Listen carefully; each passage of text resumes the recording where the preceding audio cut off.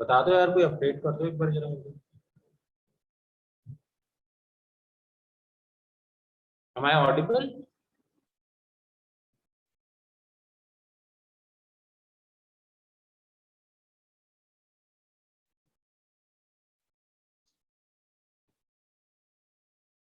Hello, am I audible? Yes, sir.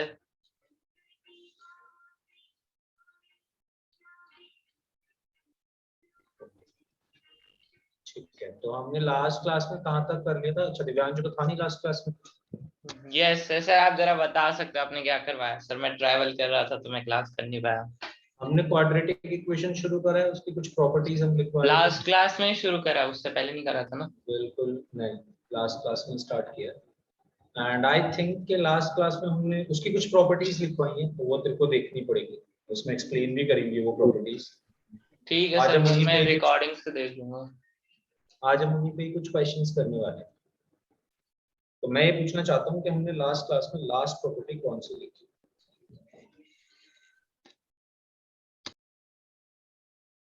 ऋषिक, बता दे जरा कौन सी थी हमारी लास्ट प्रॉपर्टी। एक मिनट सर।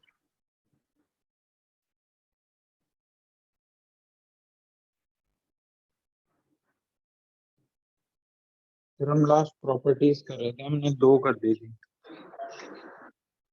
क्या हमारी लास्ट प्रॉपर्टी पी प्लस मतलब इरेशनल कॉन्जुगेट वाली थी, या फिर लास्ट प्रॉपर्टी ये थी?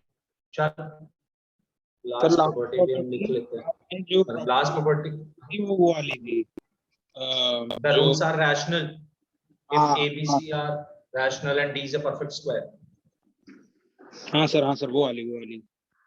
ठीक है, सर नेक्स्ट उसके बाद फिर हम इरेशनल के उसमें पढ़ गए थे, फिर आपने इरेशनल समझाना शुरू किया था, तो उसके बाद प्रॉपर्टी वो एक्सप्लेन नहीं हुई थी उसके बाद वाली।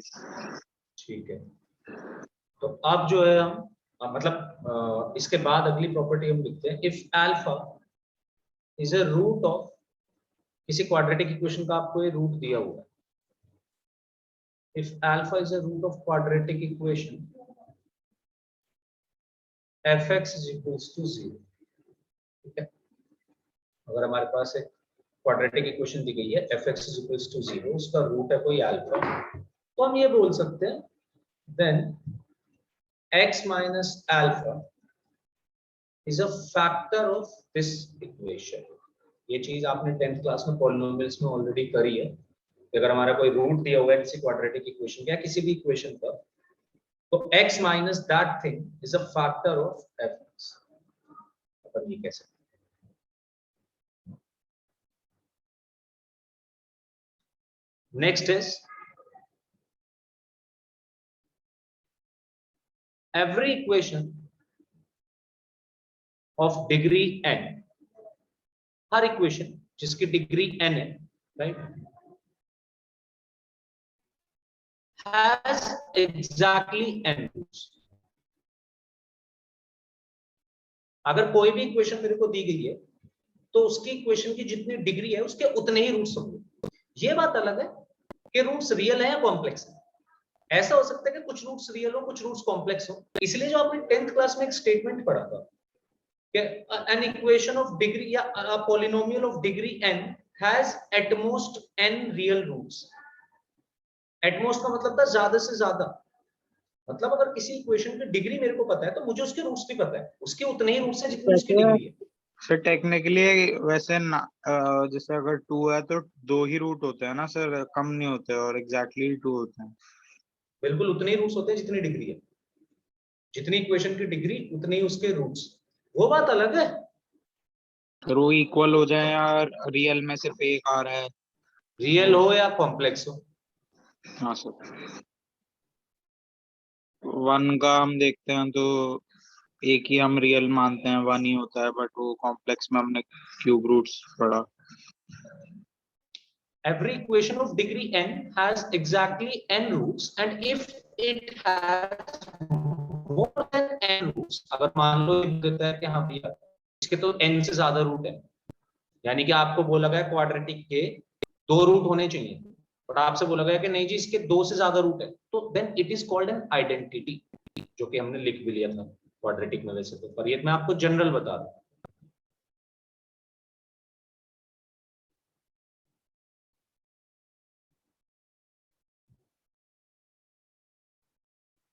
Then it is called an identity in X.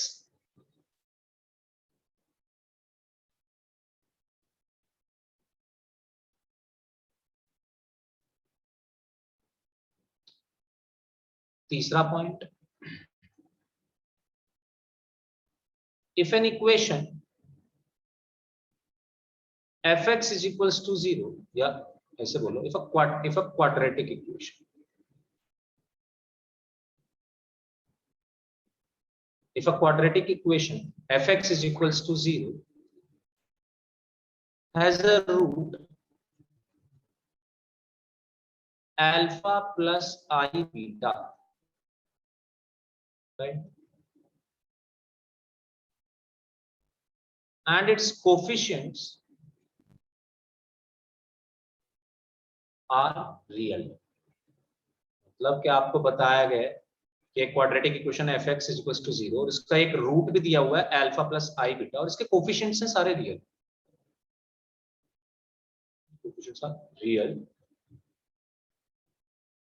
then the other root would be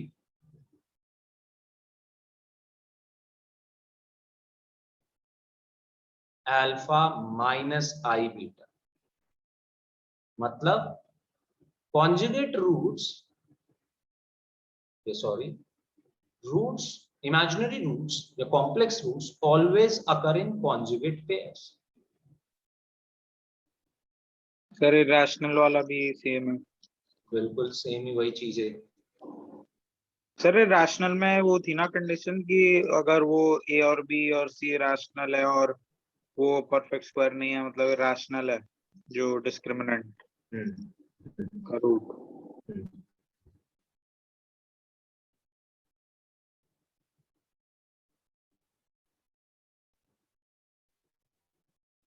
that is complex roots always occur in conjugate pair. Complex root, अगर एक रूट आपको पता है तो दूसरा रूट भी आपको पता है, हमेशा याद रखिएगा, कॉन्जुगेट ही बनेगा उसका।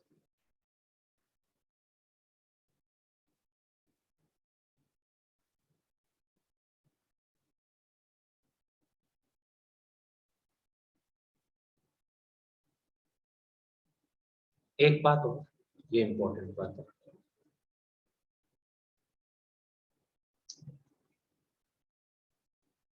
if there are two real numbers, मान लीजिए कोई दो रियल नंबर है, if there are two real numbers a and b,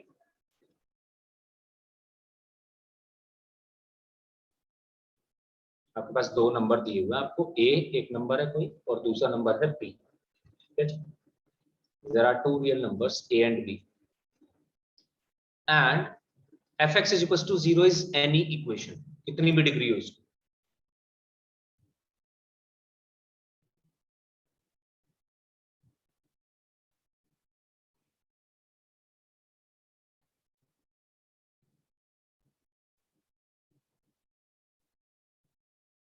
और ये सेटिस्फाई कर रहा है कि अगर f के अंदर, इस इक्वेशन के अंदर मैं a पुट करता हूं और b पुट करता हूं और इन दोनों को मल्टीप्लाई करूं और वो लेस देन 0 आ जाए, इस बात का मतलब समझिए, एफ ए की वैल्यू आपने निकाली कोई दो नंबर से, सपोज एक मेरे पास एक इक्वेशन दी गई है,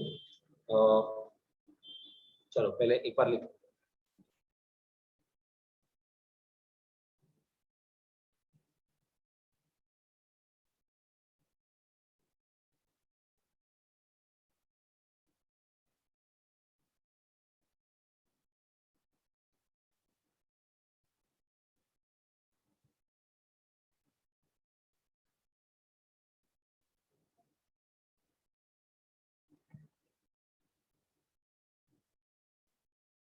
जब हम बड़ी बड़ी डिग्रीज की यानी कि 3, 4, 5, 6 इन सब के रूट्स निकालने की कोशिश करते हैं तो इनके डायरेक्टली रूट्स तो नहीं निकल सकते ऐसे, तो उस केस में पता है हम क्या करते हैं, हम दो नंबर्स पकड़ते हैं जिनके बीच में इनका साइन चेंज हो रहा है, मतलब मैंने कोई दो नंबर उठाए, सपोज मेरे को कोई एक इक्वेशन दी गई है और मैंने उसके अंदर दो नंबर्स पुट करे, लाइक फॉर एग्जांपल मैं आपको एक इक्वेशन दिखाता हूँ, क्वाड्रेटिक इक्वेशन मेरे को दी हुई है, मैंने कोई क्वाड्रेटिक इक्वेशन या कोई भी इक्वेशन ले लो, चलो कोई क्यूबिक इक्वेशन ले लो, क्वाड्रेटिक ले लो क्योंकि उसके रूट्स तुम पहचान भी पाओगे।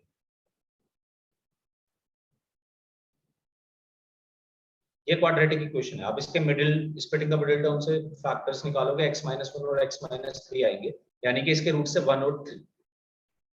अब हम क्या कह रहे हैं, अगर आपने कोई दो नंबर उठाए, सपोज 0 और 2, आप f0 निकालो, f0 आपने निकाला 3 आया, 0 पुट कर दोगे अगर इसके अंदर तो।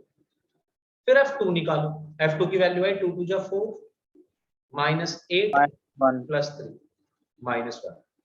0 पे वैल्यू थी पॉजिटिव इस क्वाड्रेटिक इक्वेशन की, और 2 पे वैल्यू थी नेगेटिव इस क्वाड्रेटिक इक्वेशन की।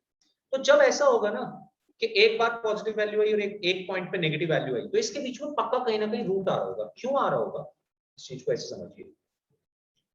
मान लीजिए आपके पास कोई भी इक्वेशन है, आप उसका ग्राफ बनाएंगे, ग्राफ बना सपोज ऐसा, कैसा भी बना, मुझे इससे मतलब नहीं है। अगर उसकी वैल्यू एक जगह पॉजिटिव है, तो ये देखो यहाँ पे कहीं ये पॉइंट आ रहा है, भी आ सकता है ऊपर, बस आएगा तो एक्स एक्सिस के ऊपर ही, तभी तो वाई की वैल्यू पॉजिटिव बनी। आपके आवाज कट रही है। और एक बार एक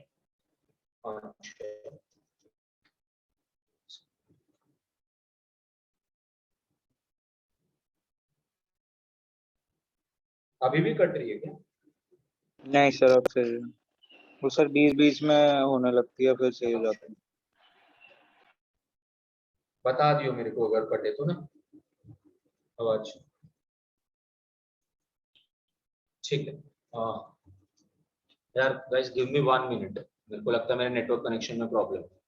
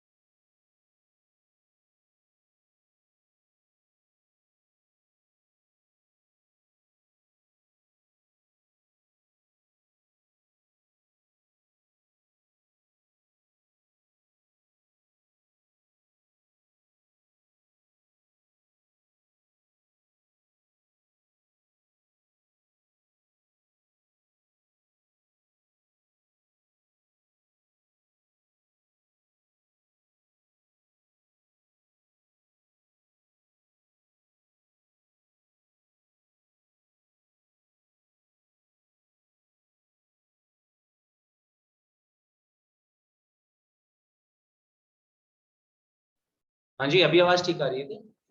अभी नहीं होगी problem. Yes sir. Yes.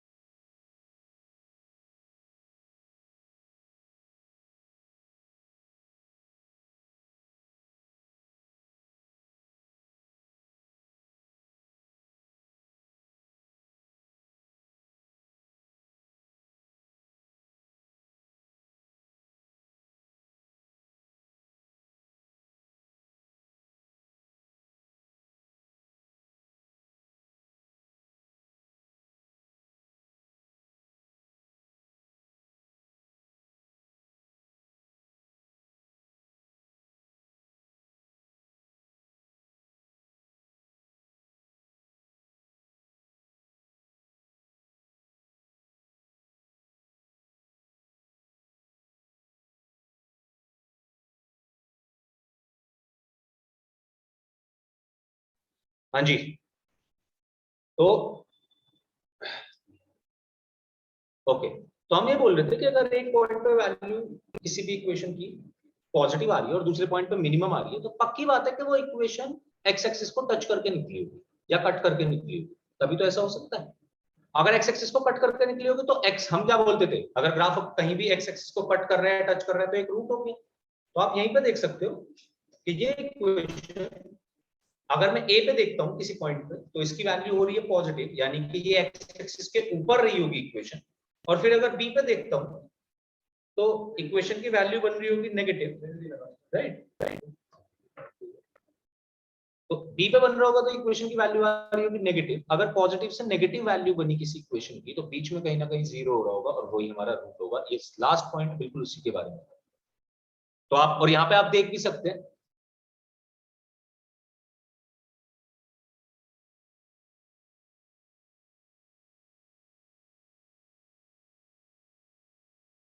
B पे पॉजिटिव हो गया, उस केस में ग्राफ कहीं ना कहीं एक्स एक्सिस को जरूर कट करके निकला होगा।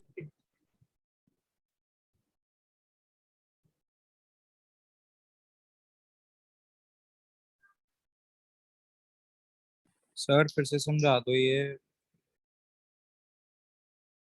क्या मैं इसको रब कर सकता हूँ? ये बता, मुझे जगह चाहिए इसको समझाने के लिए। Yes sir. कोई बच्चा है जिसने ना लिखा हो अभी तक? ओके, तो यहाँ पे ये बोला जा रहा है ऋषित कि अगर सपोज कोई इक्वेशन है f x is equals to 0, आप उसके रूट्स देखना चाहते हैं कि कहां से कहां तक रूट आ रहे हैं। तो अगर मैंने कोई दो नंबर उठाए ए और बी, राइट, एफ ए पे f a into f b की वैल्यू निकाली और ये दोनों का प्रोडक्ट आया negative. F a into f b का प्रोडक्ट नेगेटिव कब हो सकता है? पहली बार, या तो एक मतलब इनका प्रोडक्ट नेगेटिव तब हो सकता है जब एक वैल्यू नेगेटिव हो, एक वैल्यू पॉजिटिव हो। ऑपोजिट साइंस हो दोनों के। ऑपोजिट साइंस हो, तो या तो एफ ए पॉजिटिव होगा तो एफ बी नेगेटिव होगा, और एफ ए नेगेटिव होगा तो एफ बी पॉजिटिव होगा। ठीक बात। अब ये जो एफ एक्स है ये बेसिकली वाई तो है। तो अगर मैं किसी भी इक्वेशन का ग्राफ बनाना चाहता हूं, मान लो ये इक्वेशन, मान लो मैं तो कुछ भी हो सकती है इक्वेशन, हर इक्वेशन के लिए वैलिड है ये चीज तो, बट अभी मैं एक एग्जांपल लेके दिखा रहा हूं। ये इक्वेशन है मेरे पास और इसकी वैल्यू एफ एक्स है, यानी कि इसको मैं y से रिप्लेस कर सकता हूँ। तो बेसिकली मैं क्या निकाल रहा हूँ? मैं y की वैल्यू निकाल रहा हूँ। मैंने x की कोई वैल्यू रखी, y की कोई ना कोई वैल्यू मुझे मिलती रहेगी, उसके हिसाब से मैं इसका ग्राफ ड्रॉ कर दूंगा। ठीक है जी। अब आपने y की वैल्यू देखी, एक बार आई पॉजिटिव एक किसी पॉइंट पे और दूसरे पॉइंट पे आई नेगेटिव। अगर f पे पॉजिटिव है और f भी नेगेटिव है तो इस बात का ये मतलब हुआ कि एक बार y की वैल्यू पॉजिटिव बन रही है, यहाँ पे y की वैल्यू नेगेटिव बन रही है। अगर y की वैल्यू पॉजिटिव बन रही है तो ग्राफ होगा x एक्सिस के ऊपर, और अगर y की वैल्यू नेगेटिव बन रही है तो ग्राफ होगा x एक्सिस के नीचे। सपोज ये कुछ ऐसा ग्राफ है इसका। मान लो इस पॉइंट पे आपने देखा,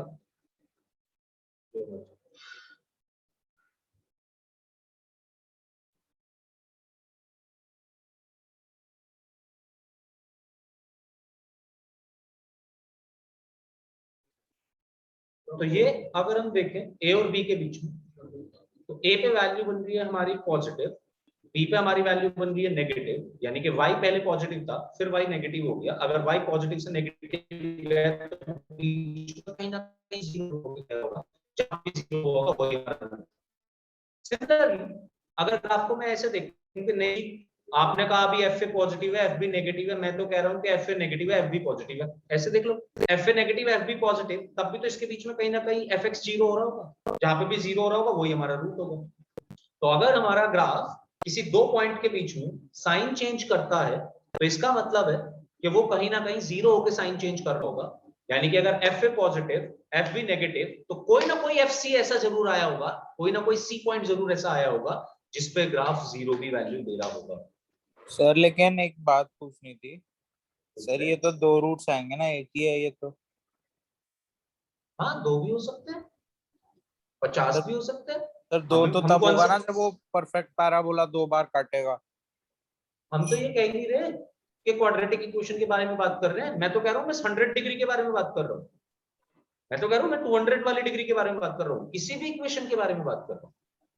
सर ऐसे लेकिन जरूरी थोड़े इसमें ना। एक पॉइंट एक मतलब एक रेंज में हमें एक ही रूट मिलेगा ना, हाँ दो नहीं मिल सकते ना।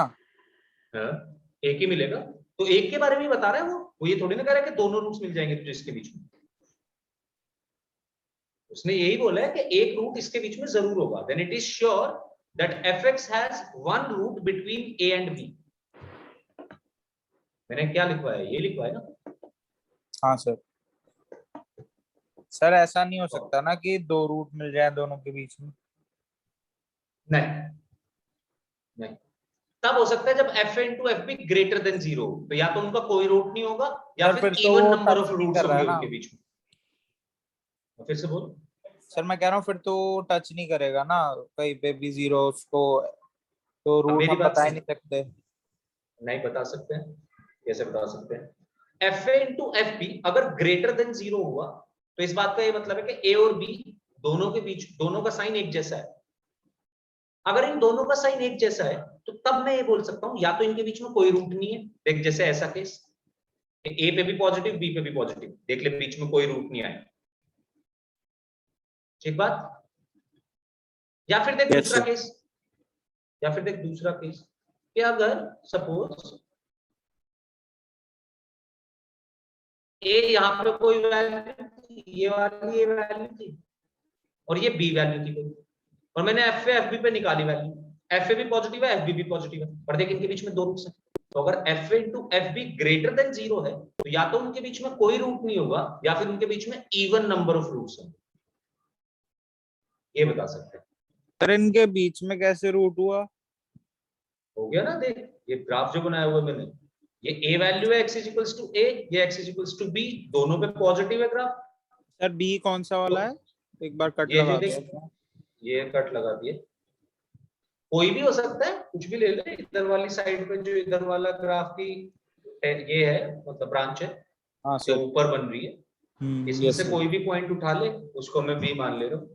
तो अगर मैं एफ इंटू एफ बी हमारा ग्रेटर देन 0 आ रहा है तो या तो उनके बीच में कोई रूट नहीं होगा या फिर उनके बीच में कोई ना कोई रूट या फिर उनके बीच में इवन नंबर ऑफ रूट्स होंगे। फॉर एग्जाम्पल देखिए एक चीज दिखाता हूँ। मान ले मेरे को एक इक्वेशन दी गई f x is equals to x cube minus 2x plus 1, f x is equals to x cube minus 2x plus 1। मैं देखना चाहता हूं, मुझे चार ऑप्शंस दिए गए हैं कि fx has a root between 0 to 1, या fx has a root between 0 to 2, या fx has a root between 1 to 2, whatever करके ऐसी कुछ मुझे एक्सप्रेशंस दिए गए। ठीक बात। अब मैं इसके रूट यस सर। निकाल के दिखाता हूं तेरे को, कैसे मैं इसके रूट, मैं इसका कैसे निकालता कि इसका रूट किससे किसके बीच में आ रहा है। तो मैं इसकी वैल्यूज निकालना शुरू कर देता हूं। मैंने पहले f की वैल्यू 0 रखी, f0 क्या आ रहा है 1, f1 क्या आ रहा है, अगर f1 निकालूंगा तो देखिए आ रही है f1 की जीरो वैल्यू आ आ रही है रहा है। 0 0। अब रूट तो मुझे खुद ही मिल गया, चल मैं इसको थोड़ा और 3x कर देता हूँ, या तो सीधा रूट ही मिल गया मेरे रखने को। f1 निकालता हूँ, अब f1 अब निकालूंगा तो देख -1 आया। Yes sir. अब मैं ये कह सकता हूँ कि 0 से 1 के बीच में इसका श्योर शॉट एक ना एक रूट तो है, एक रूट तो है ही मिनिमम। हो सकता है 3 हो सकता है 5 हो सकता है 7 but it is sure that fx has a root between 1 to 0 to 1। इस तरीके सर से मैं किसी भी सर इक्वेशन के रूट तीन भी निकाल हो सकता हूं। सकते हैं उनके बीच में। 3 भी हो सकता है, ये देख अब ये वाला केस भी देख ले, अच्छा हाँ सर, वो नीचे जाएगा फिर ऊपर वो जाएगा फिर फिर से घूम नीचे के आ आएगा। जाएगा फिर नीचे आ हाँ जाएगा, सर, नीचे आ वेव जाएगा। बनता रहेगा वो। बिल्कुल। तो इसका यूज हम इस तरीके से करते हैं कि अपनी तरफ से वैल्यूज रख के देखते रहते हैं। जैसे ही ग्राफ ने साइन चेंज करा मैं बोल दूंगा इन दोनों वैल्यूज के बीच में तो पक्की बात है कोई ना कोई रूट है। या फिर सर ऑप्शन गिवन हो तो उनकी वैल्यू रख के देख लें। ऑप्शन से गिवन होंगे अपन को, तो हाँ सर, तो ऑप्शंस उनकी तो गिवन वैल्यू हो रख नहीं, लेंगे। उनकी वैल्यूज रख के देख सकते हैं। बिल्कुल ओके। और लास्ट पॉइंट, आप मेरी बात समझना, एक और बात तुम्हें समझानी है, ये काफी इंपॉर्टेंट पॉइंट है। ये नोट कर लिया था ये, कोई बच्चा है इसमें कुछ लिखना?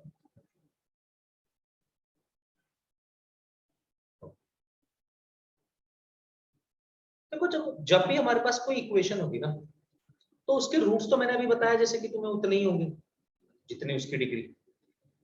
अब हो सकता है वो रियल हो या हो सकता है वो कॉम्प्लेक्स। सारे के सारे रियल भी हो सकते हैं, कुछ कॉम्प्लेक्स कुछ रियल भी हो सकते हैं। कॉम्प्लेक्स रूट्स जब भी एग्जिस्ट करेंगे हमेशा पेयर में करेंगे, एक रूट अकेला नहीं आता है कॉम्प्लेक्स। क्यों नहीं आता है? जब भी देखो मैं किसी क्वाड्रेटिक इक्वेशन का फैक्टर निकालूंगा, एक सेकेंड,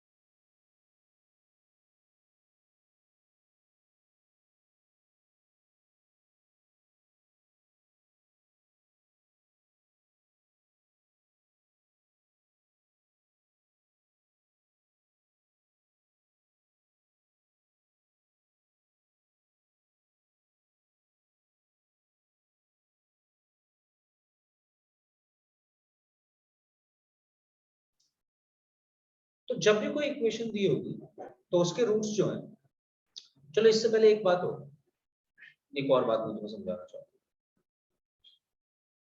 किसी भी क्वाड्रेटिक इक्वेशन के रूट पहली बात तो हमें पता है क्वाड्रेटिक फॉर्मूले से निकलेंगे, x equals to minus b plus minus root d upon 2a। और सपोज ये d नेगेटिव आ गया तो रूट में बस i आ जाएगा, कॉम्प्लेक्स रूट बन जाए। ठीक है, अब मान लो मैं किसी हायर डिग्री का इक्वेशन का रूट निकालना चाहता हूं तो मैं कैसे निकालूंगा? जब भी मेरे पास कोई हायर डिग्री की इक्वेशन आएगी उसके रूट निकालने के लिए हम उसके फैक्टराइजेशन करेंगे। हो सकता है हमसे हो या ना हो वो एक अलग बात है, बट मेथड ये है रूट निकालने का। तो मान लो मेरे को fx दे दिया कुछ x की power 4 plus x square plus x plus 1 plus ऐसे कुछ।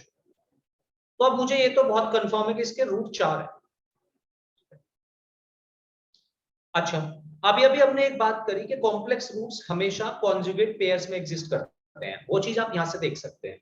जब d की वैल्यू i हो जाएगी, मतलब जब d नेगेटिव हो जाएगा तो रूट के साथ सॉल्व करने के बाद i आ जाएगा। तो एक वैल्यू आएगी माइनस बी अपॉन 2a, दोनों रूट ये आ जाएंगे, यानी कि एक ऊपर वाला रूट आ जाएगा माइनस बी प्लस ले लेता हूं उसको, और फिर एक आ जाएगा minus b minus root d upon 2a। दोनों में डिफरेंस क्या आएगा? दोनों में डिफरेंस सिर्फ प्लस माइनस का ही तो है, राइट? और ये d की वैल्यू बन रही है i के टर्म्स में, यानी कि ये भी एक कॉम्प्लेक्स रूट है, ये भी एक कॉम्प्लेक्स रूट है।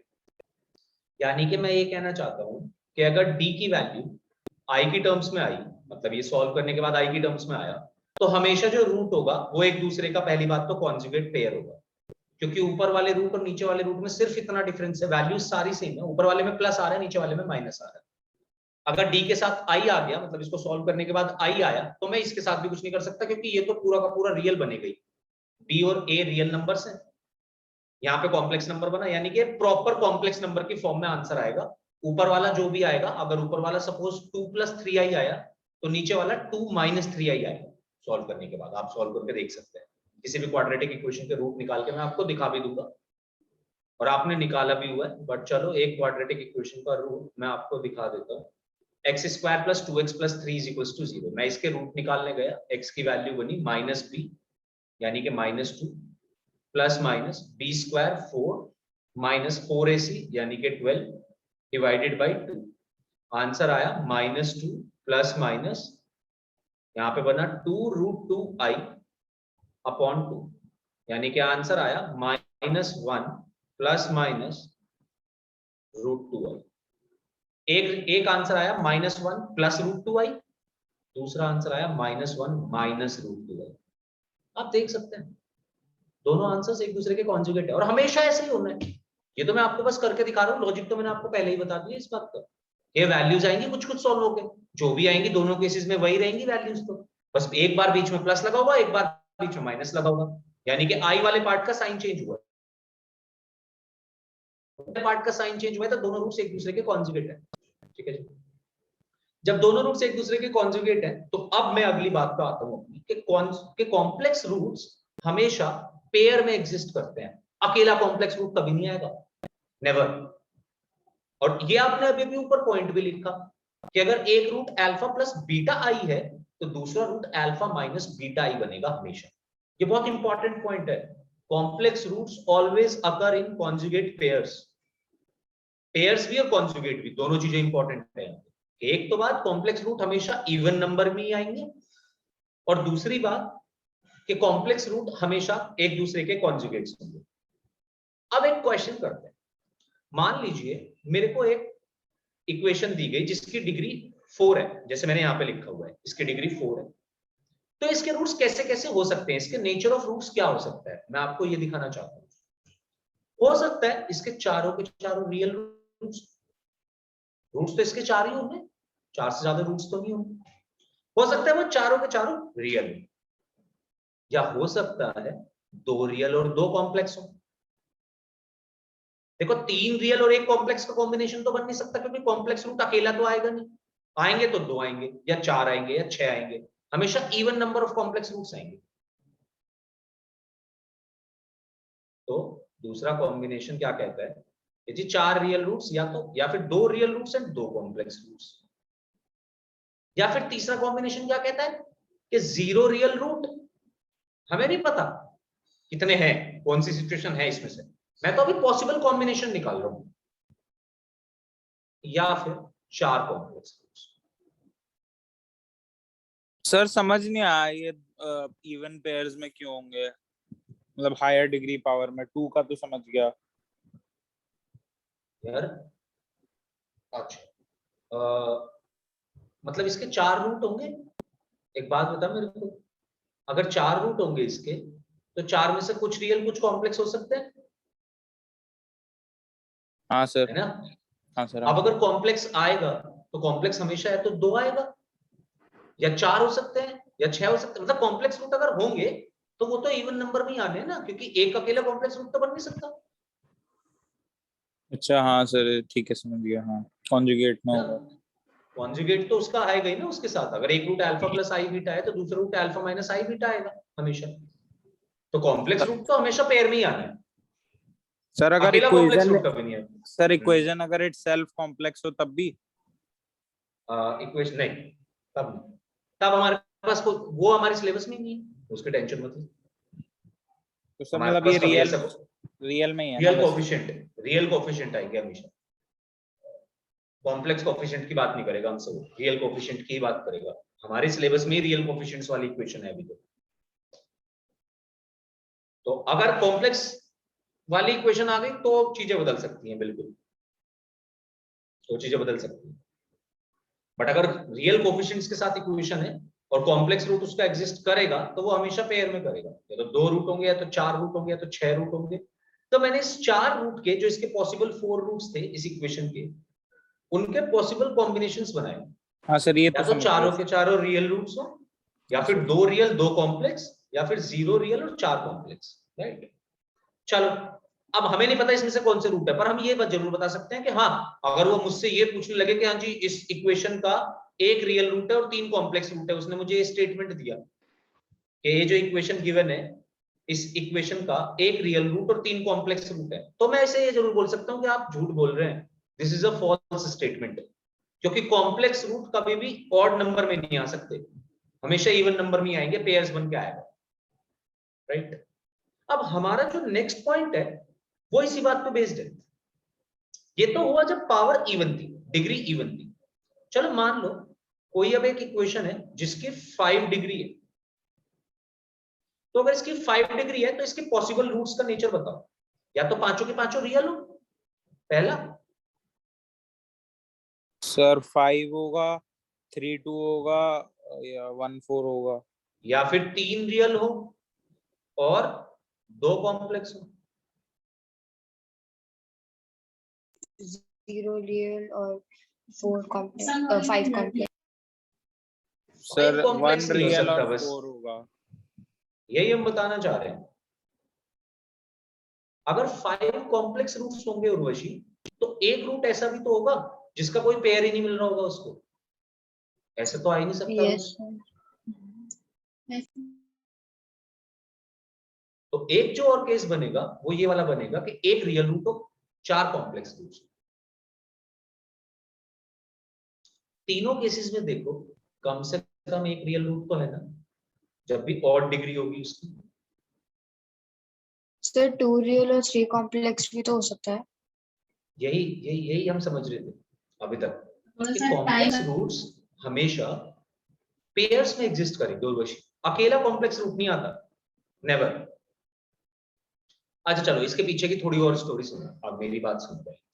जब भी आप किसी बड़ी इक्वेशन को फैक्टर्स आप उसके रूट्स निकालना चाहते हैं, आपने उसके रूट्स निकालने के लिए काम क्या करना है?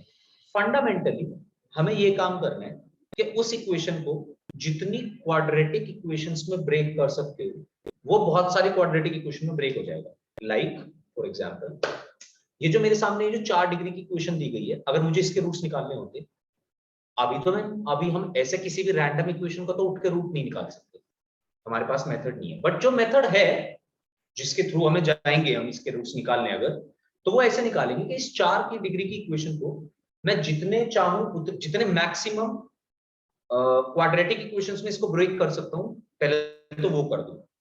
जैसे कि मैं इसे 2 क्वाड्रेटिक इक्वेशन में ब्रेक कर सकता हूं, वो अलग बात है वो मुझे मिल पा रही है या नहीं मिल पा रही है। ऐसा हो सकता है कि हम इसको 2 क्वाड्रेटिक इक्वेशन में ब्रेक ना कर पाए, पर ये हो जाएगी, ये डेफिनेट है।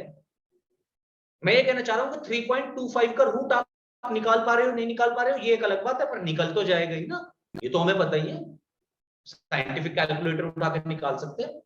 ऐसे ही x की पावर 4 इक्वेशन को हम बहुत सारी क्वाड्रेटिक इक्वेशंस में ब्रेक कर सकते हैं, maximum number of quadratic equation में ब्रेक कर सकते हैं। अब हमें रूट कैसे मिलता है, समझो इस बात को। रूट जो मिलता है हमें एक लीनियर फैक्टर से मिलता है, मैं एक एक लीनियर फैक्टर बनाता जाऊंगा, मुझे रूट मिलता जाएगा, और वो लीनियर फैक्टर मिलेगा मुझे क्वाड्रेटिक से, मैं डायरेक्टली लीनियर फैक्टर नहीं निकाल सकता।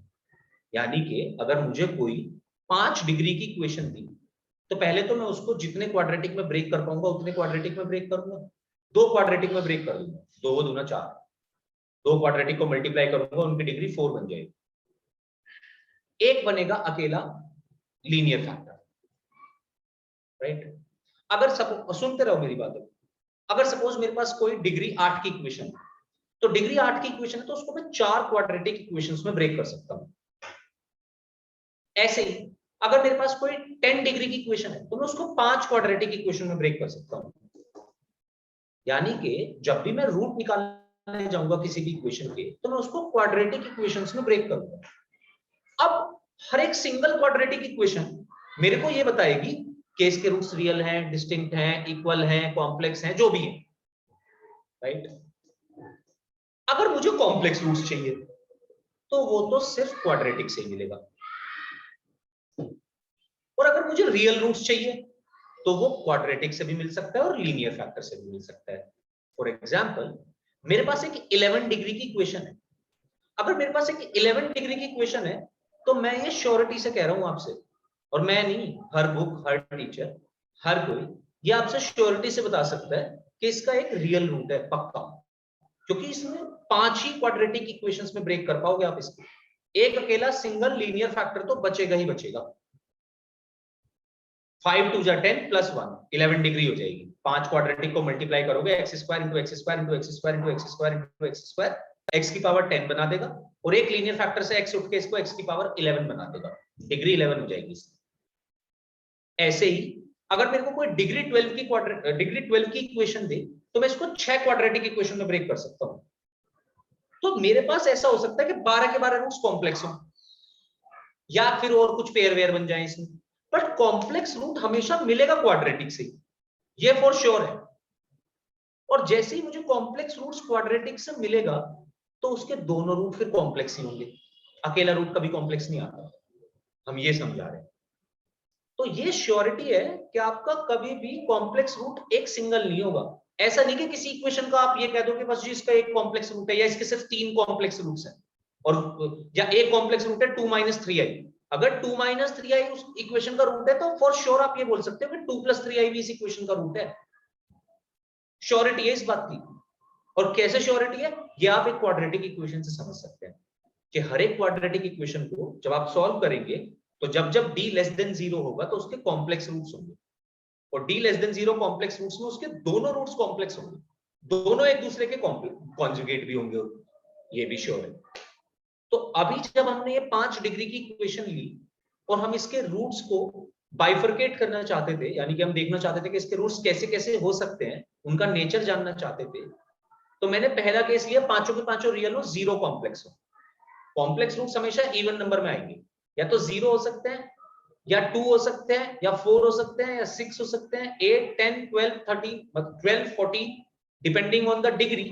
उसके रूट्स कॉम्प्लेक्स कितने हो सकते हैं ये तो तभी पता चलेगा जो डिग्री दोगे आप, बट ये जरूर पता है कि हाँ जी इवन नंबर ऑफ रूट्स ही होंगे कॉम्प्लेक्स।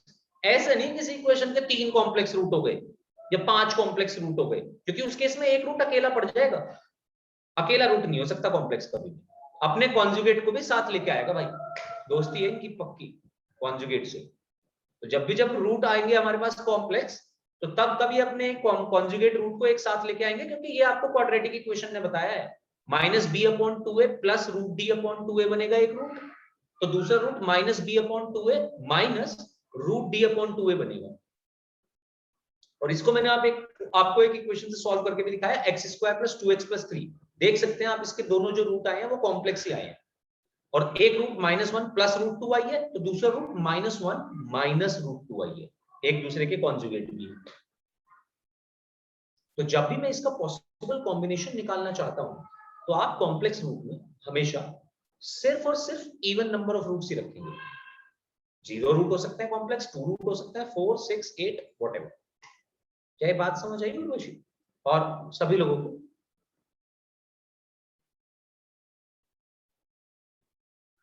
तो जी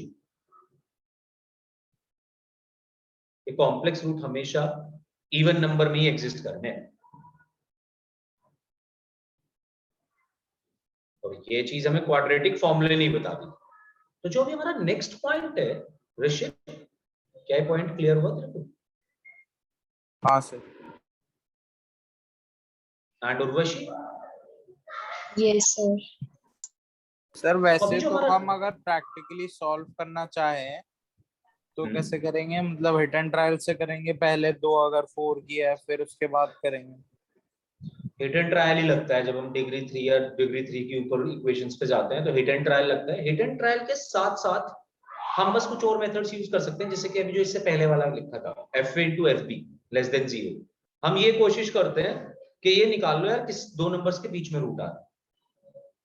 अगर आप ये निकाल लो किस दो नंबर्स के बीच में रूट आ रहा है तो काम हो जाएगा, सर मतलब काम लेकिन नहीं फिर होगा। उसमें वही है ना सर, वो इन्फिनाइटली रियल नंबर है, अगर वो थोड़ी टेढ़ी इक्वेशन वही हुई मैं और कह रहा उसका हूँ, पॉइंट्स में अगर हुआ तो हम नहीं निकाल पाएंगे, इंटीजर हुआ तो इतना निकाल आसान लेंगे। नहीं है, इतना आसान नहीं है निकालना, बिल्कुल सही बात है, ऐसे नहीं निकाल पाएंगे हम, नहीं निकाल सकते हर इक्वेशन का रूट, टू बी ऑनेस्ट। हमें इसके लिए बस प्रैक्टिस करनी होती है, सिर्फ प्रैक्टिस से ये चीज आ सकती है, इसका कोई मेथड नहीं है, नहीं। और प्रैक्टिस में हमें 2-3 फंडे यूज करने होते हैं। एक फंडा के fa.fb वाली चीज लगाए, दूसरा फंडा अगर आपके फैक्टराइजेशन स्ट्रांग है तो आप कुछ और रिड्यूसिबल लगा दो, इक्वेशन रिड्यूस हो जाती है कभी कभी, बस यही सब चीजें लगा सकते हैं। बट ऐसे प्रैक्टिकली कोई मेथड तो नहीं है कि हमारे पास कि हम इसके रूट्स कैसे निकाल सकते हैं, ऐसा कोई मेथड नहीं है।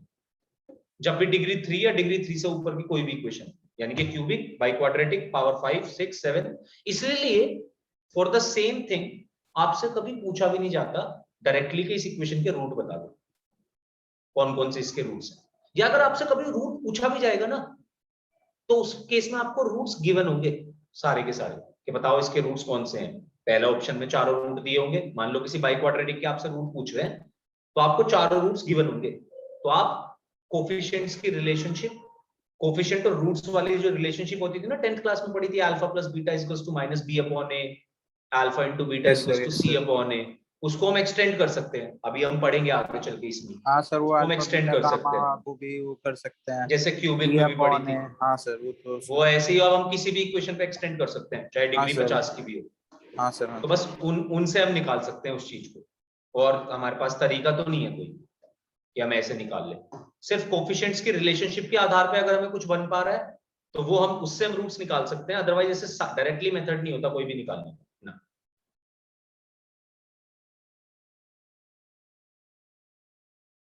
बहुत टफ होता है जब हम थ्योरी ऑफ इक्वेशन में यही बताया गया आपको कि आप रूट्स तो नहीं निकाल पाएंगे बट आप और कुछ चीजें निकाल सकते हैं। हाँ, या आप ऐसे रूट्स नहीं निकाल पाएंगे कि भैया क्या रूट आ रहे हैं इसके, ये तो सिर्फ क्वाड्रेटिक तक ही होता है पॉसिबल, आप कुछ कुछ रूट्स निकाल के बैठ जाओ, इसके बाद आप रूट्स को तो नहीं निकाल सकते। आप ये बता सकते हो ना जी रूट 0 से 1 के बीच में आ रहा होगा कुछ ना कुछ, या रूट इससे इसके बीच में आ रहा होगा कुछ ना कुछ, बस।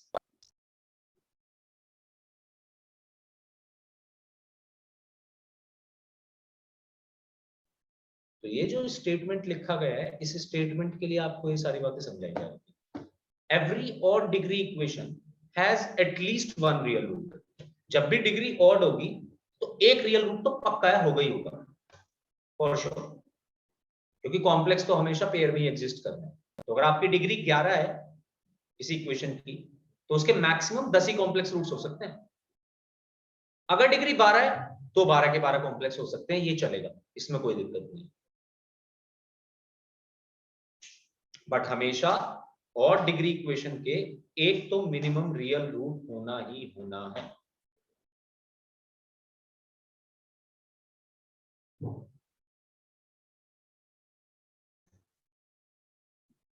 और पता है उसका साइन भी कैसा होगा, ये भी आप बता सकते हैं। Every odd degree equation has at least one root of sine, इसको हम जो अभी पॉइंट लिख रहा हूं मैं, इसको हम आगे समझेंगे अभी इसी चैप्टर में, आगे टॉपिक आएगा। Every odd degree equation has at least one real root of sine opposite to that of last term। जो भी इसकी लास्ट टर्म होगी ना, उसके ऑपोजिट साइन का एक रूट पक्की बात है होगा होगा। ऑपोजिट का क्या वो मतलब अगर लास्ट टर्म +1 है तो इसका रूट कोई ना कोई नेगेटिव होगा, मतलब जो कांस्टेंट है। जो कांस्टेंट है। अब हम नहीं कह सकते कांस्टेंट ही है क्या लास्ट टर्म, हमने कब कहा लास्ट टर्म कांस्टेंट है, लास्ट टर्म, वरना कांस्टेंट नहीं यूज करते। जरूरी थोड़ी ना इक्वेशन में कांस्टेंट हो, x की पावर 4 + x³ + x²। सर ये इसका रीजन क्या है? इसका रीजन बताया तो अभी, कि जब हम ना आगे बढ़ेंगे इसी चैप्टर में तो एक आएगी थ्योरम, जब बताएंगे।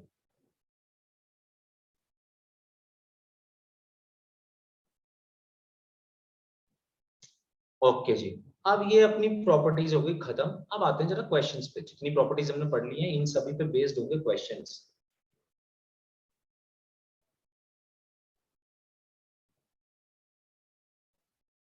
हाँ जी, कैन आई रब दिस? और ये पॉसिबल रूट के कॉम्बिनेशन भी लिख लीजिएगा सभी लोग।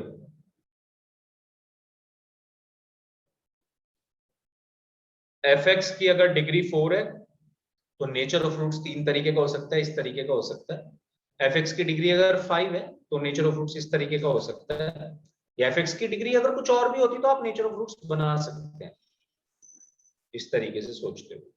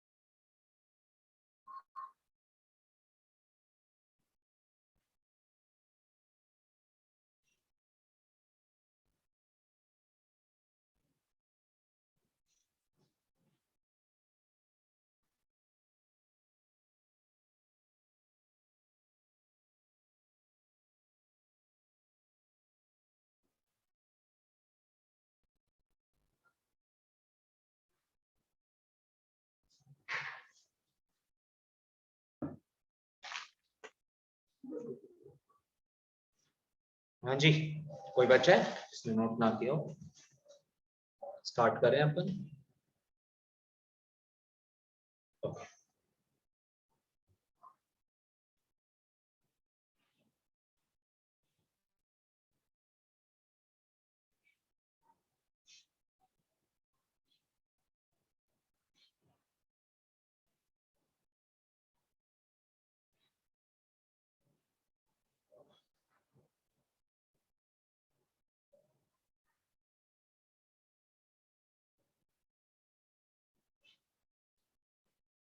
आप क्वेश्चंस कराओगे आप? बिल्कुल क्वेश्चंस करेंगे।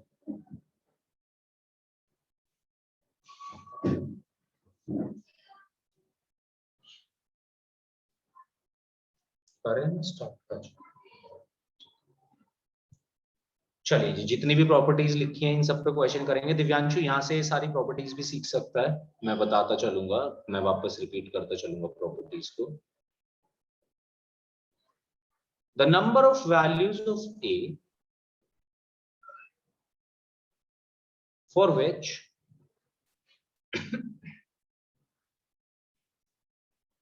ए square minus 3a plus 2 into x square का पूरा कोफिशिएंट है ये।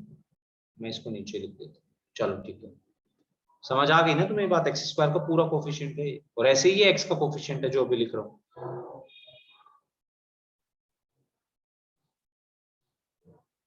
प्लस, और ये है पूरी की पूरी कांस्टेंट टर्म।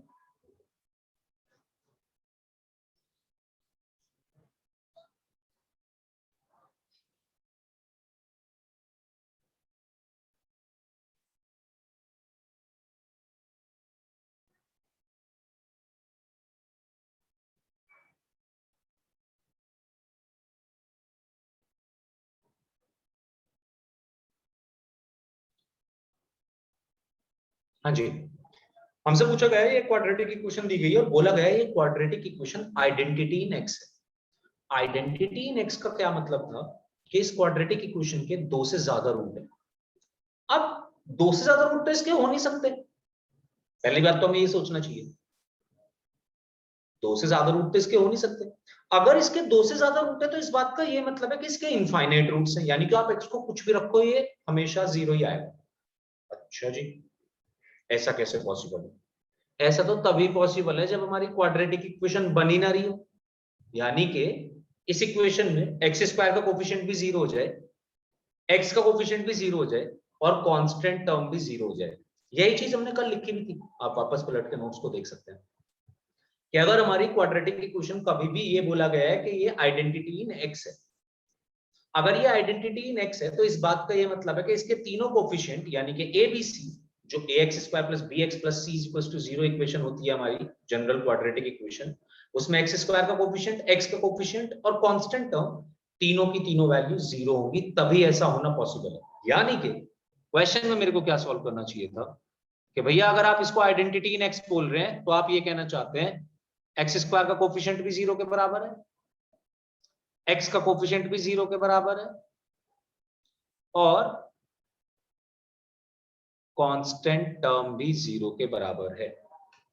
अगर पहले मेरे साथ समझ लो, भागो रुक जाओ, अगर ये क्वाड्रेटिक इक्वेशन ना होती, ये दे देते क्यूबिक इक्वेशन और कहते कि हाँ जी ये एक आइडेंटिटी इन एक्स है, या कोई भी डिग्री की इक्वेशन दे देते और मुझसे बोलते कि ये एक आइडेंटिटी इन एक्स है, तो मैं उसके सारे के सारे कोफिशिएंट को जीरो के इक्वल, जीरो से इक्वेट कर दूंगा, आंसर्स तब निकालूंगा।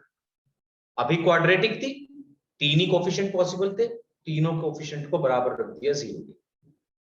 कोई और भी इक्वेशन बन सकती थी, कोई और इक्वेशन बनती, उसमें जीरो के बराबर रख देता उस वैल्यू को, सारे कोफिशिएंट्स को। अब मैं इसकी ए की वैल्यूज निकालूंगा तीनों से, आंसर वो होगा जो तीनों को सेटिस्फाई कर रहा हो। भाई तीनों जीरो होनी चाहिए साइमल्टेनियसली, आप सिर्फ ऐसा ए ले सकते हो, यही उसने पूछा भी आपसे, the number of values of A for which this is an identity in x. तो सबसे पहले आपने सोचा आइडेंटिटी इन एक्स होगा कब? तब होगा जब सारे कोफिशिएंट जीरो के बराबर हो, क्योंकि अगर सारे कोफिशिएंट ही जीरो के बराबर है तो पूरी वैल्यू जीरो बन गई लेफ्ट हैंड साइड की, राइट हैंड साइड भी जीरो है। आप एक्स को कुछ भी रखते रहो हमेशा जीरो बराबर जीरो आता रहेगा, जीरो बराबर जीरो आता रहेगा। तो हम मुझे ऐसी वैल्यूज ऑफ ए बताओ जिसके लिए ये आइडेंटिटी इन एक्स है। अब आप इसे सॉल्व कर सकते हैं, इसके बाद आपकी बारी है। A square minus 3a plus 2 is equals to 0, इसके रूट्स निकालो। A square minus 5a plus 6 is equals to 0, इसके रूट्स निकालो। A square minus 4 is equals to 0, इसके रूट्स तो मैं ही बता देता हूं।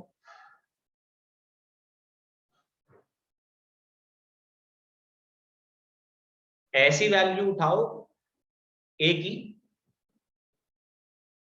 जो तीनों इक्वेशन को जीरो कर दे, यानी कि ए का आंसर कोई ना कोई सेम आना चाहिए तीनों से, तभी आइडेंटिटी इन एक्स बन सकती है। तो पहले तो आंसर निकालो, फिर एक बात और बताऊंगा।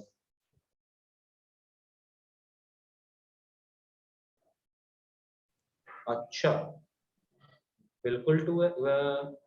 आंसर क्या है, ऑप्शन बता। A B C D. तो आप मेरे से बोल रहे हो? नहीं, तेरा तो गलत है, दिव्यांशु से पूछ लो।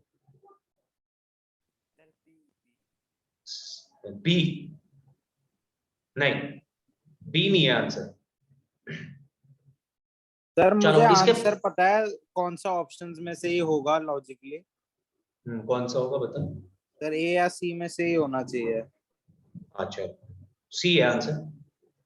हाँ सर, क्यों? मतलब एक या सर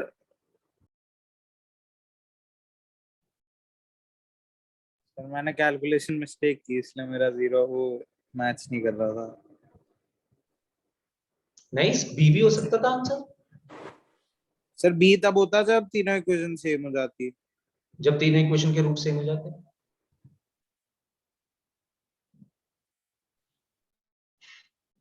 यार मेरे ना नेटवर्क की प्रॉब्लम हो रही है, मुझको वीडियो ऑफ करनी पड़ेगी।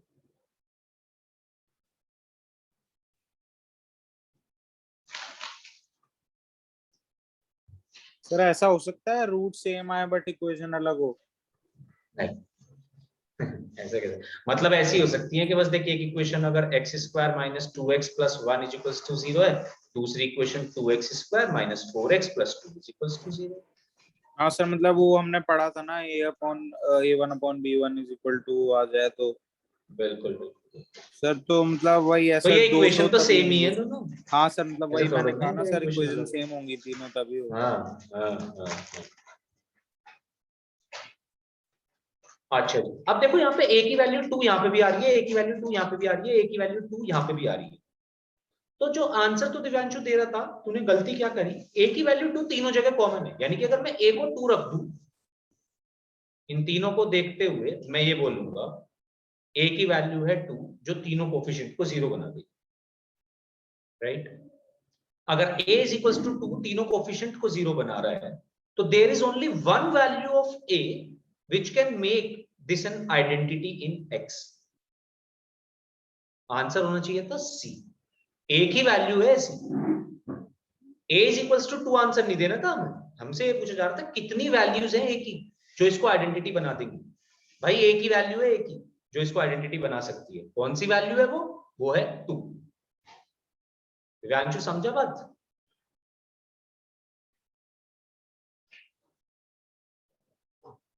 दिव्यांशु? अब मैं समझा। अच्छा ठीक है।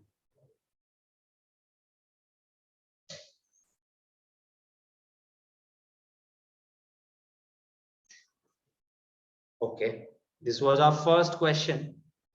अब शुरू हो जाते हैं थोड़ा, है अच्छे अच्छे से सवाल करना।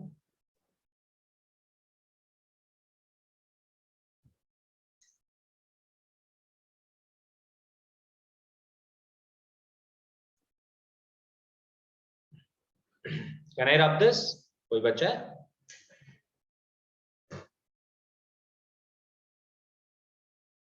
चलिए जी, क्वेश्चन तो क्वाड्रेटिक इक्वेशन के बहुत होते हैं, बहुत अच्छे अच्छे क्वेश्चन भी बनते हैं, बट मैं अभी आपको ऐसे क्वेश्चन देना चाहता हूं जो आपकी रीच में हो, यानी कि मैं ज्यादा ट्रिग्नोमेट्री इन्वॉल्व नहीं करना चाहता अभी इसमें,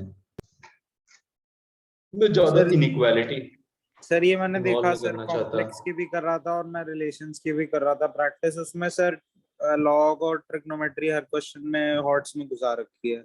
यही तो बात है। वो सर यही पढ़ा तो नहीं है अभी, मतलब वो चीजें कर रखी हैं जो हम बाद में पढ़ेंगे, तो इसलिए दिक्कत होती है अच्छे क्वेश्चन करने में, जो ये पढ़ा नहीं है। प्रॉब्लम है ना ट्रिगो की, ये ट्रिगो सर की प्रॉब्लम मैथ्स है, में फिर ट्रिगो। सर मैथ्स में अगर अच्छे से मुश्किल क्वेश्चन करना है तो जब पूरा सिलेबस हो जाए तभी कर सकते हो। बिल्कुल। और ये प्रॉब्लम एक और है, पता है कि मैथ्स में ना अच्छा क्वेश्चन बनता भी तभी है जब दो दो तीन तीन कॉन्सेप्ट यूज करते हैं, मतलब जो एडवांस लेवल क्वेश्चन अगर आपने सॉल्व करने हैं तो हाँ फोडू सर। क्वेश्चन एकदम, तो वो फिर तब बनेंगे जब आप दो दो तीन तीन कॉन्सेप्ट को मिक्स करोगे। अगर आप सिर्फ एक दो कॉन्सेप्ट के क्वेश्चन पढ़ रहे होगे तो मतलब उसमें अच्छे क्वेश्चन बन सकते हैं, मैं ये नहीं कह रहा अच्छे नहीं बन सकते, बट एकदम फोडू क्वेश्चन वो होंगे जो दो दो तीन तीन कॉन्सेप्ट को मिक्स कर रहे होंगे। और जैसी दो तीन कॉन्सेप्ट मिक्स करने की बात आती है तो भैया हमारे सामने आ जाती है ट्रिग्नोमेट्री सबसे पहले तो कि हेलो मैं कहा, मेरे को क्यों बोल रहे हो यार। ट्रिग्नोमेट्री बहुत परेशान करेगी तुम्हें, अब 11th भी और 12th भी। तो जब हम ट्रिग्नोमेट्री पे आएंगे तो अच्छे से प्रैक्टिस कर लेना, क्योंकि अगर अभी नहीं पढ़े तो 12th में तो और ज्यादा दिक्कत आएगी। 11th की तो बात ही छोड़ दो।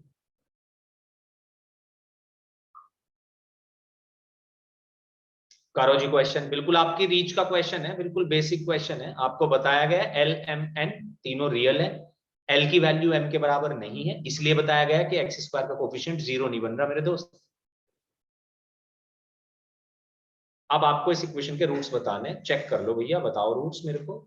You have 1.5 minute.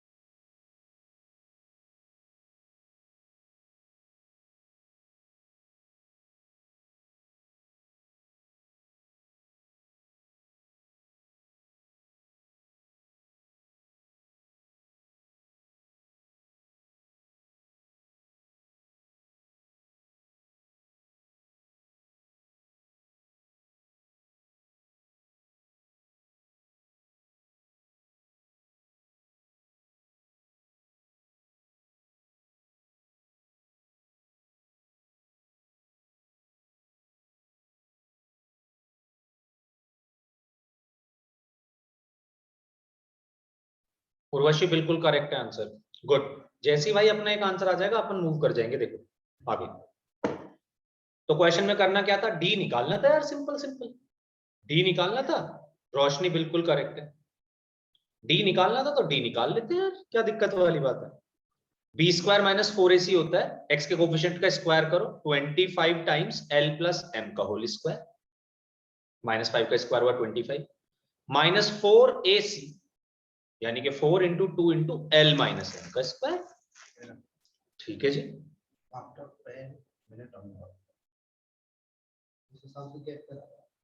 Rishik correct है।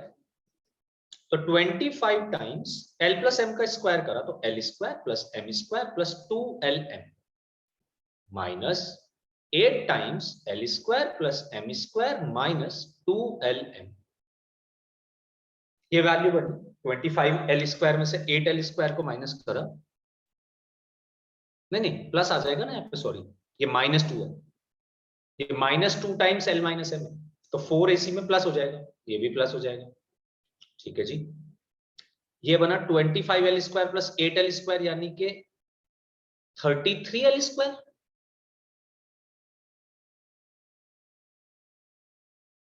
या वैसे मैं क्यों करूं इतना काम, हाँ भाई मैं क्यों करूं यार, इससे आगे भी मैं क्यों बढ़ूं, पढ़ने की जरूरत ही नहीं है मुझे। वैसे तो मैं निकाल के दिखा देता तुम्हें, पर मुझे जरूरत ही नहीं इससे आगे बढ़ने की। सर पॉजिटिव प्लस पॉजिटिव होगा वो, बिल्कुल सर ऐसे पॉजिटिव किया है। प्लस पॉजिटिव में तो 0 भी हो सकता था ऋषभ,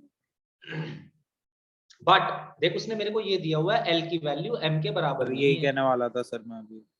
बिल्कुल, तो l is not equals to m, इसका ये मतलब नहीं हो गया क्या एल माइनस एम, कुछ ना कुछ वैल्यू होगी इसकी, के मान लो, और अगर मैं इसका स्क्वायर करूंगा सर वैसे तो ये इक्वल भी होता तब भी नहीं होता 0, अगर इक्वल भी होता तो हाँ तब भी नहीं हाँ होता। हाँ हाँ करेक्ट, बस 0 ना होता।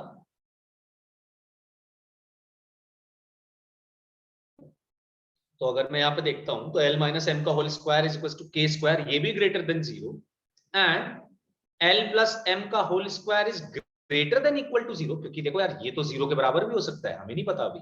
हमेशा हर स्क्वायर पॉजिटिव होता है, नॉन नेगेटिव होता है, बट l माइनस एम का स्क्वायर 0 के बराबर नहीं हो सकता, क्योंकि उसने मुझे स्टार्टिंग में दे दिया कि l की वैल्यू m के बराबर नहीं है, यानी कि ये एक वैल्यू जो कि नॉन नेगेटिव 0 हो सकती है, चलो कोई दिक्कत नहीं, और ये वैल्यू पॉजिटिव, नॉन नेगेटिव भी नहीं बोल रहा मैं, इसको पॉजिटिव बोल रहा हूं, क्योंकि इसकी तो कुछ ना कुछ वैल्यू होनी ही होनी है, ये तो पक्का है। तो यानी कि क्या मैं ये नहीं बोल सकता कि d की वैल्यू ग्रेटर देन 0 होगी, और जैसे ही मुझे पता चला d की वैल्यू ग्रेटर देन 0 होगी, रूट्स रियल एंड अनइक्वल हो जाएंगे, सी ऑप्शन हो जाएगा। कहीं भी परेशानी हो पूछ के चले जाना, मैं तो क्वेश्चन लिखता चला जा रहा हूं, पर तुम बिल्कुल मत घबराना, इसमें जहां भी परेशानी हो पूछ लेना।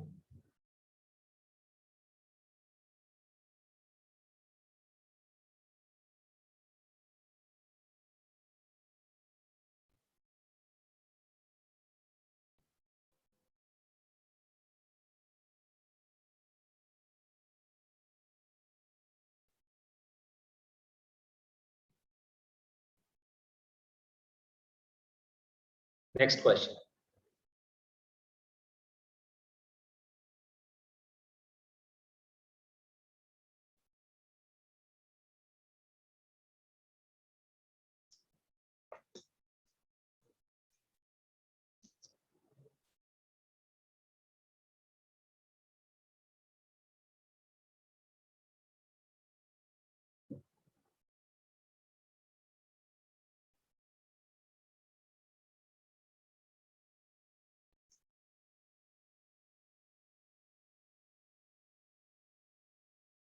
सर क्वेश्चन जो आपने दूसरा वाला लिखा है वो मतलब लॉजिक लगा के कर सकते हैं, आंसर दे सकते हैं?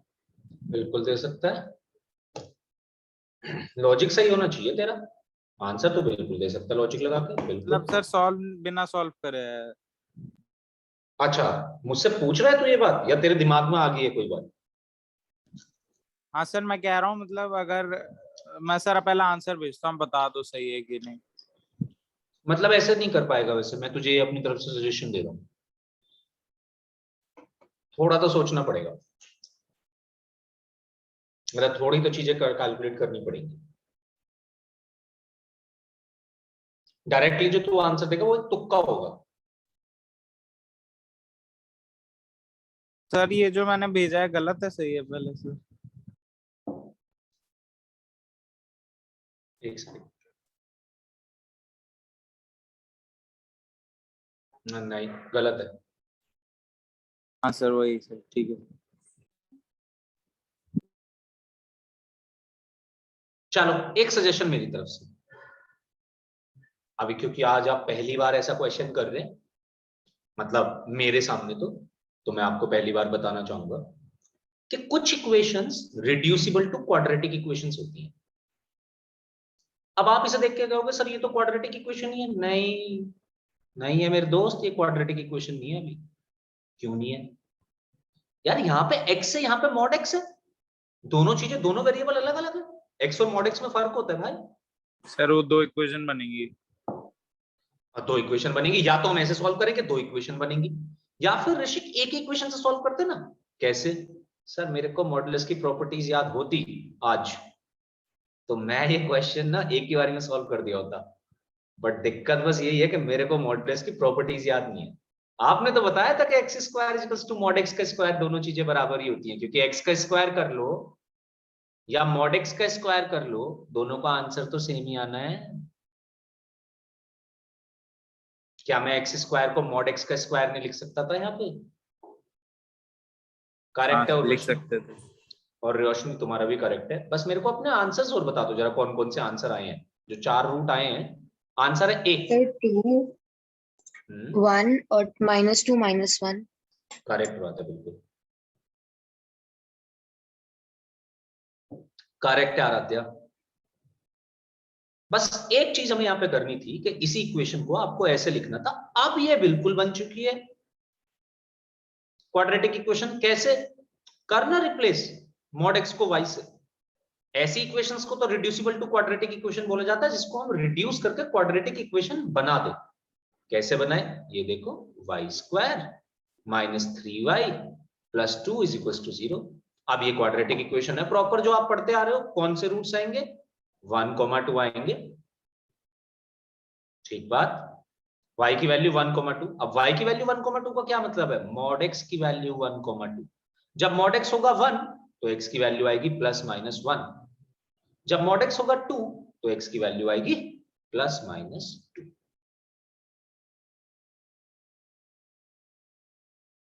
सर तो ए होगा मान आंसर। लिया, बिल्कुल ए होगा।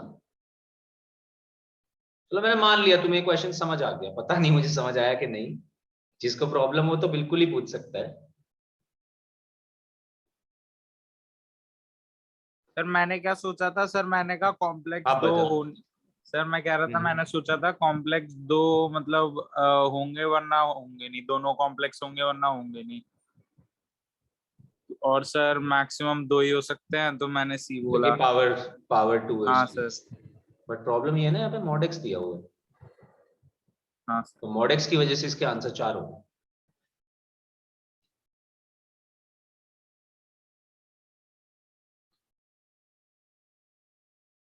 चलो फिर ऐसी बात है तो इसका आंसर दे दो, ऑप्शंस हैं मैं देता हूं, अगर तुम्हें ये क्वेश्चन समझ आया।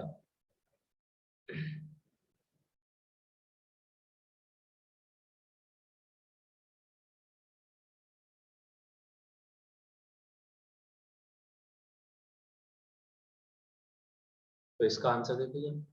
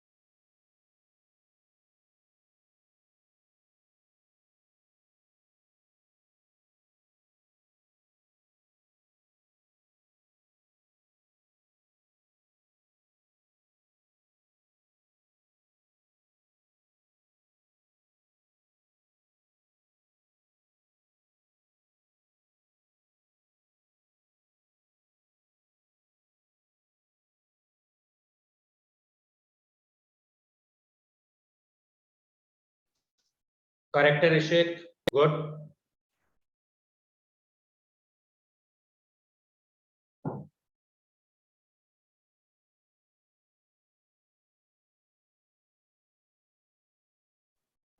हाँ जी, फिर से वही काम, सीधा इक्वेशन बन गई y² + 4y + 3 = y की जगह मॉड x लिख देंगे।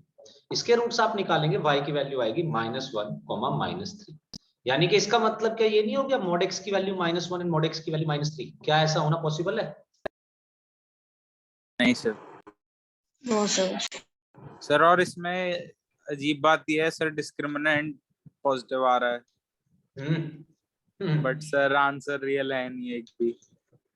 क्योंकि ये जो इक्वेशन थी, जो ओरिजिनल इक्वेशन थी, उसको हम क्वाड्रेटिक इक्वेशन नहीं बोलेंगे, इसलिए इसलिए ऐसा हो रहा है ऋषि। हाँ तूने सर, तू ये इस तू टू तू ऐसे वेरिएबल। समझ रहा है, हाँ, तू ऐसे जो है हमारे पास जो दिया हुआ इक्वेशन वो क्वाड्रेटिक है, बट ये क्वाड्रेटिक नहीं है, नो। सर चेंज करके भी अगर हम कर लें तो भी सर आ रहा है, सर उसको मॉड x² कर लेंगे तो हो चेंज जाएगी करके, सर। हाँ हाँ, तो उसके रूट्स भी तो आ रहे हैं, देख दो, -1 और -3, ओरिजिनल इक्वेशन के तो रूट नहीं आ रहे हैं, इसके तो आ रहे हैं अच्छा हाँ हाँ हाँ हाँ। ना? उसे हम मिसलेनियस इक्वेशन बोल देते हैं, ऐसी इक्वेशंस को।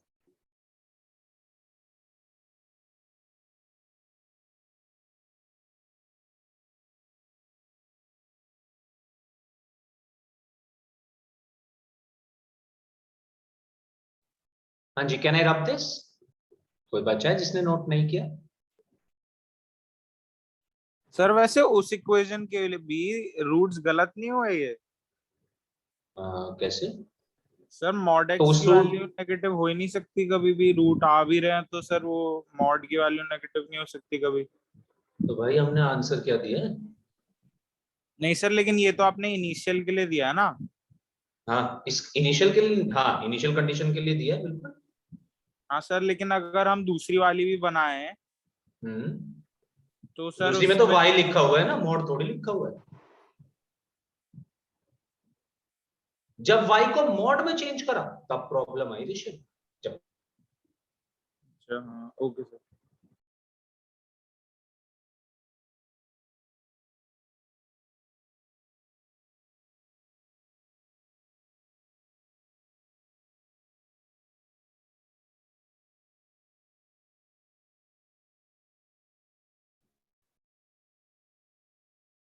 ऋषिक आवाज आ रही है मेरी? हाँ सर आ रही है, हाँ सर। तो वही मैं कह रहा था कि देख वाई के तो आंसर आ रहे हैं, प्रॉब्लम तो तभी हुई स्टार्ट जब मॉड हुआ। Yes sir. ओके, अब मैं कुछ क्वेश्चन आपको होमवर्क के लिए दे रहा हूँ यार, इसके क्वाड्रेटिक इक्वेशन के, या आपने करके लाने हैं। नेक्स्ट क्लास में पूछे जाएंगे क्योंकि क्वाड्रेटिक इक्वेशन आप पहले भी पढ़ चुके हैं, तो ये टॉपिक से आप काफी फेमिलियर हैं। इसलिए सारे क्वेश्चन आप, मैं चाहता हूं कि कुछ तो क्वेश्चन इसमें से होने ही चाहिए। क्वेश्चन ट्रिकी है, ऐसे नहीं है 10th वाले क्वेश्चन तो नहीं है कि हम सीधे फॉर्मूला बेस्ड क्वेश्चन कर देंगे, बट स्टिल हो सकते हैं। ऐसे इम्पॉसिबल क्वेश्चंस नहीं है आपके अकॉर्डिंग, आपके लेवल के अकॉर्डिंग ये सारे क्वेश्चंस हो सकते हैं, पर 3-4 क्वेश्चन होंगे तो जरा इन्हें लिख लो और आपको ये सारे क्वेश्चंस करके लाने हैं।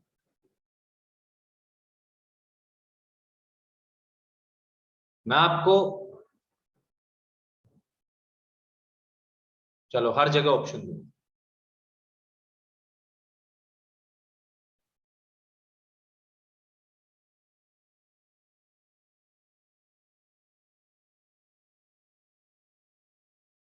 सर वो मल्टीप्लिकेशन में x minus alpha x minus beta. बिल्कुल बिल्कुल बिल्कुल।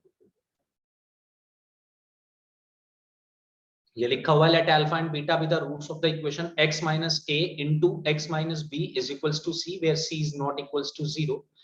Then the roots of the equation x minus alpha into x minus beta plus c is equals to 0 are.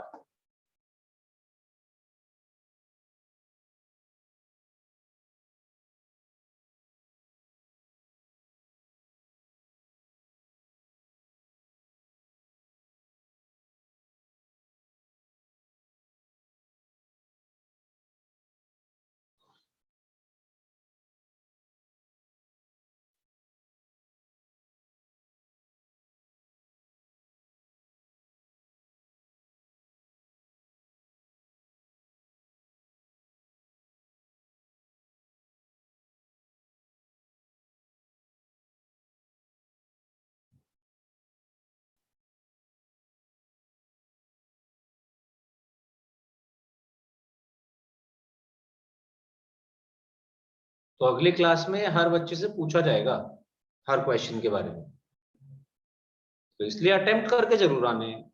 ये तो हम हमेशा कहते हैं, हमें इस बात से कोई फर्क नहीं पड़ता आपसे क्वेश्चन नहीं हुआ या हुआ, हो गया तो भी कोई बहुत ज्यादा खुशी नहीं है, नहीं हुआ तो भी कोई बहुत ज्यादा गम नहीं है। प्रोसेस मैटर करता है।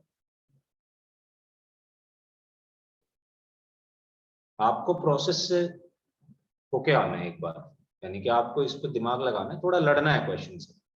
लाइक आपको आधा घंटा देना पड़ेगा इन क्वेश्चंस को।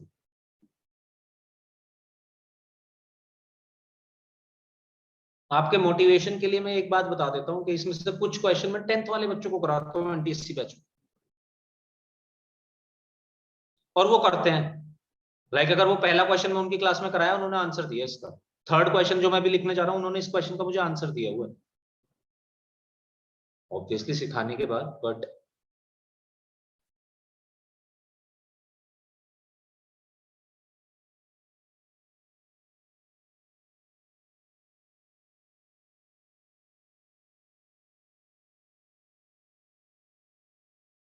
यह है फॉर ऑल।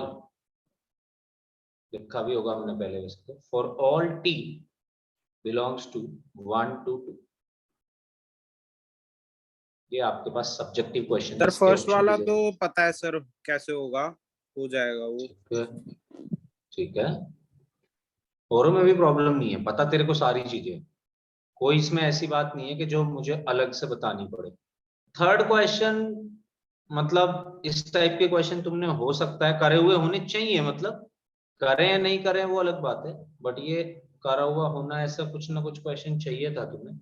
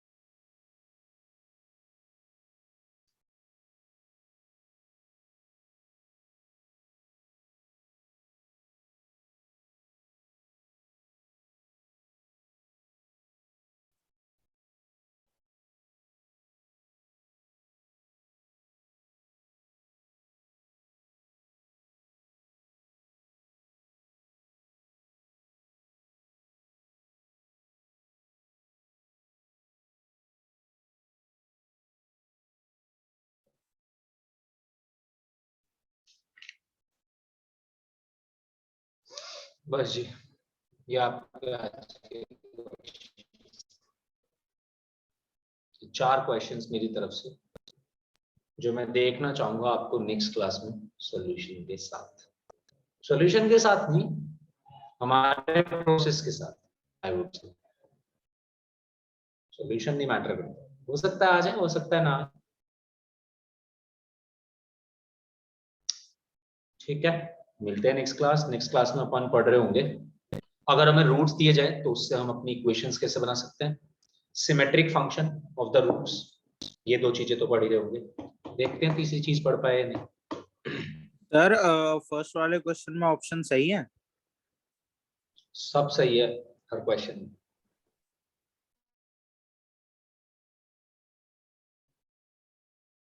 सर मेरा ओके, मेरा सी जैसा आ रहा है कुछ, बट मेरा साइन एक में गलत आ रहा है।